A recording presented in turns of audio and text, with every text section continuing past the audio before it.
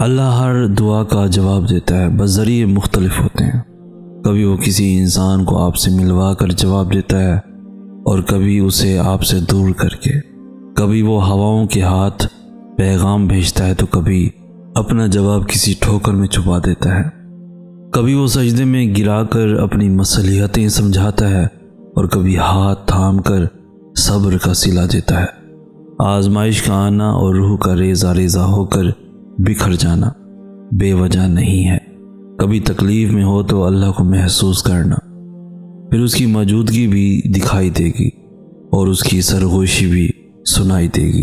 طرب دل میں وہ تب ہی اتارتا ہے جب وہ تمہیں یاد کرتا ہے، پھر تب وہ چاہتا ہے تم اس سے بات کرو، اسے اپنی کیفیات سناؤ، اپنی ساری پریشانیاں اس کی دہلیز پہ چھوڑو، ہر فیصلہ اس کے سپرد کرو، تاکہ بس تم اور اللہ رہ جاؤ، پھر سے مسکراؤ اور سب بھول جاؤ۔ مٹھاس تو پھر بس اسی کے ذکر میں ہے اور سکون کے لیے تو اس کا نام ہی کافی ہے۔ تم تنہا نہیں ہو، تمہارے ساتھ اللہ ہے، اور جس کے ساتھ وہ ہو اس کے ساتھ تو کائنات کی رونقیں چلتی ہیں۔ یوں ہی کبھی کبھار سوچتا ہوں کہ لفظوں کو اکٹھا کرنے میں ہم کتنے گم سے ہو جاتے ہیں کہ ان آوازوں کو بھی نظر انداز کر دیتے ہیں جو لفظوں سے بالکل خالی ہوتی ہیں، لیکن لفظوں سے اونچا بولتی ہیں۔ انہیں مکمل یا بامعنی بنانے کے لیے لفظوں جیسے سہاروں کی ضرورت ہی نہیں ہوتی۔ کیا آپ نے کبھی ان آوازوں کو محسوس کیا ہے؟ غم کی آواز، سسکیوں کی آواز، آنکھوں کی آواز، حقیقت سے دور بھاگتے ہوئے دبے پیروں کی آواز، تپتی ہوئی دھوپ میں تیز چلتی ہوئی ہوا سے زمین پہ گرتے ہوئے پتوں کی آواز، کسی اپنے کو جاتا دیکھ کر مسکراتے ہوئے لبوں سے اس کا دامن پکڑ کر تڑپتے ہوئے اسے روکنے کی آواز۔ کیا آپ نے سنی ہے کبھی وہ آخری آواز جب انسان ضبط کی انتہا کو پہنچ کر اللہ کو آواز دیتا ہے؟ ایسی آواز جسے کائنات کا کوئی ذرہ نہیں سن پاتا، یہاں تک کہ ہم خود بھی نہیں سن پاتے۔ میں سوچتا ہوں کتنی آوازوں پر بھاری ہوتی ہے وہ ایک آخری آواز، جس کے بعد انسان اللہ تک پہنچ جاتا ہے، جس کے بعد اللہ انسان کو اس کی چاہت سے نواز دیتا ہے اور کسی کو کانوں کان خبر بھی نہیں ہوتی۔ حقیقت بس اتنی سی ہے کہ جانے والے نہیں رکتے، بس اللہ ہے جو ایک آواز پہ رک جاتا ہے اور ہمیں تھام لیتا ہے۔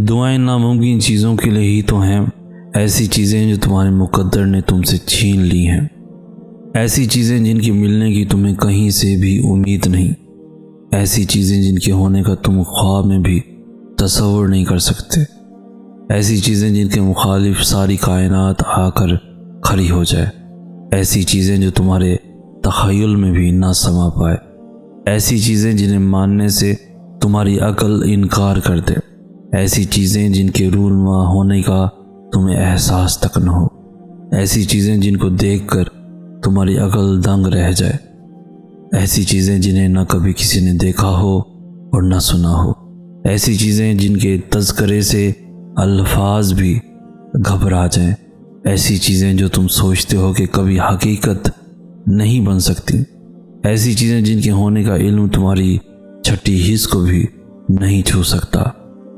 دعائیں وہ معجزہ ہیں جنہیں تمہارا نصیب بھی نہیں روک سکتا، دعائیں وہ کن کا سوال ہیں جنہیں اللہ کبھی رد نہیں کرتا، دعائیں تو پھر ان چیزوں کے لیے ہی ہیں جو دسترس سے نکل جاتی ہیں، بس ایک صدا کی بات ہوتی ہے اور ہر کھوئی ہوئی چیز واپس مل جاتی ہے۔ تمہاری دعائیں ہی تمہارا مقدر ہوتی ہیں اور دعاؤں کا لکھا تو نصیب بھی نہیں ڈال سکتا۔ جو بے جان کہانی میں پھر سے جان پھونک سکتی ہے وہ تمہاری دعائیں نہیں ہیں تو اور کیا ہے؟ مختصر یہی کہوں گا کہ ہم اس رب کی نافرمانی کرتے ہیں، اس سے نا امید ہو جاتے ہیں اور سوچتے ہیں کہ اللہ سے محبت ہو جائے۔ ایسا نہیں ہوتا۔ محبت کے دو ہی قرینے ہوتے ہیں، ادب پہلا قرینہ ہے محبت کے قرینوں میں، اور جانتے ہو ادب کسے کہتے ہیں؟ کہ جس سے محبت کی جائے اس کی ہر بات کا احترام کیا جائے۔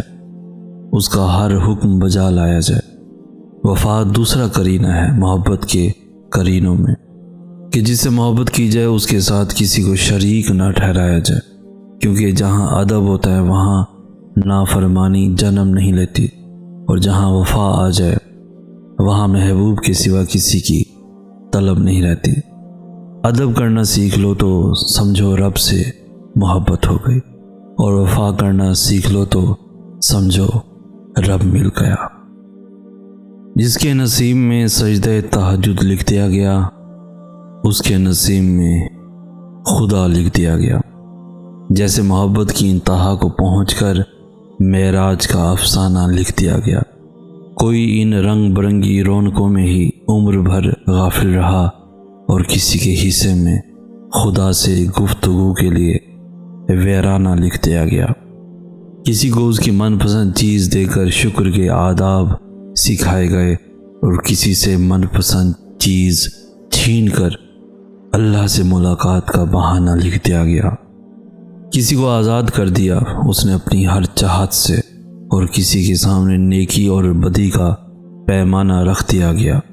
کوئی بے سکون رہا وسیع و عریض مکان میں رہ کر بھی، اور کسی کے حصے میں چھوٹا سا پرسکون آشیانہ لکھ دیا گیا۔